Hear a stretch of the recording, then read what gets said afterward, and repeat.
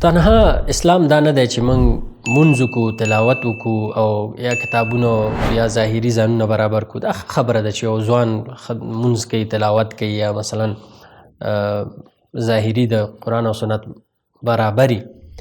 ولی یو بل شی چې ډېر زیات مهم دی هغه ستاسو راکړه ورکړه، ستاسو رویه د نورو مسلمانانو سره ده چې متاسفانه په دې ټولنه کې ډېر وخت ورسره مخامخ کېږي. صحیح ده مشکلات شته، یعنی مشکلات شته، یو انسان باندې تاثیر کوي، کورني مشکلات او نور ستونزې، ټولنیزې ستونزې انسان باندې ډېر زیات تاثیر کوي.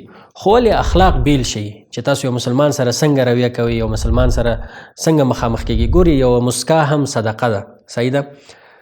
که اداراتو ته ځئ، دولتي اداراتو ته ځئ یا نورو ځایونو ته ځئ کار لپاره، هغه داسې یو رویه در سره کوي چې ورقه دې هلته واچوي چې زه نن راشو، زه سبا راشو، ستا کار نه کېږي او دا نه کېږي. ګورئ تاسو هلته ناست یاستئ، انسان هلته ناست د څه لپاره دی؟ تاسو معاش اخلئ. که زه دغلته په دې چوکۍ ناست یم زه معاش اخلم، که ته ما ته راځې نو زه چې کومه سې تا سره که 10 کسان راځي که 100 کسان راځي دا زما کار دی چې زه تا سره ښه رویه وکړم، ستا کار خلاص کړم.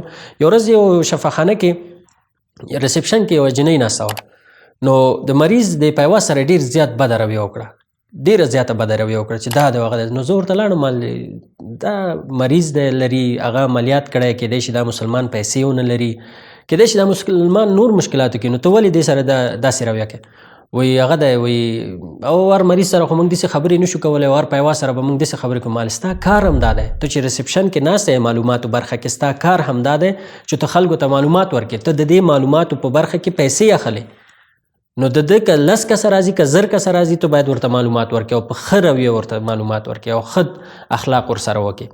یعنی ډېری هیوادو ته تاسو لاړ شئ چې هغه میدان نړیوال میدان هوایي یا هوایي ډګر ته په ورځې په میلیونونو خلک راځي، خو تر آخر ثانیې پورې چې هغه کس ناست دی خلکو ته ښه راغلاست وایي چې زموږ هیواد ته په خیر راغلی، ستړي مه شئ، یا دا نه وایي چې والله 3 ساعته مې کار وکړو ستړی شلم، نور خلکو سره زه صحیح رویه نه کوم. دا ډېر بد عادت دی. او یا کار یې صحیح نه کوم، زه سبا راشم. ولې سبا راشم؟ مسلمان خپل وخت پرېږدي، هغه مصروفه به وي، هغه خپل کار پرېږدي، هغه راځي، هغه د یو ولایت نه راغلی ستا لپاره کار، زه سبا راشم.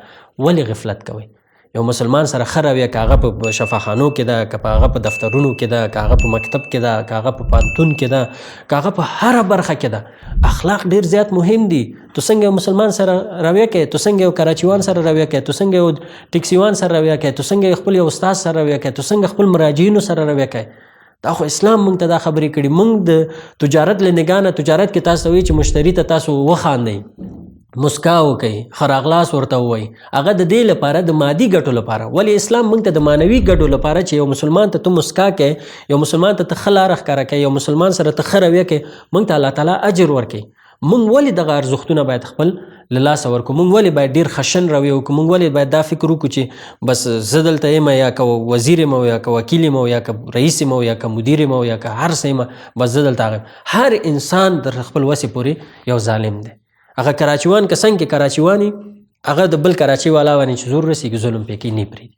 نو دغه شیان باید موږ ونه لرو. موږ باید نورو مسلمانانو سره، خلکو سره ښه رویه وکړو، ښه اخلاق وکړو، ښه خبرې وکړو، چې تر څو هغه یو ښه تاثیر د هغه په ذهن کې پاتې شي او یو څه ښه زده کړي.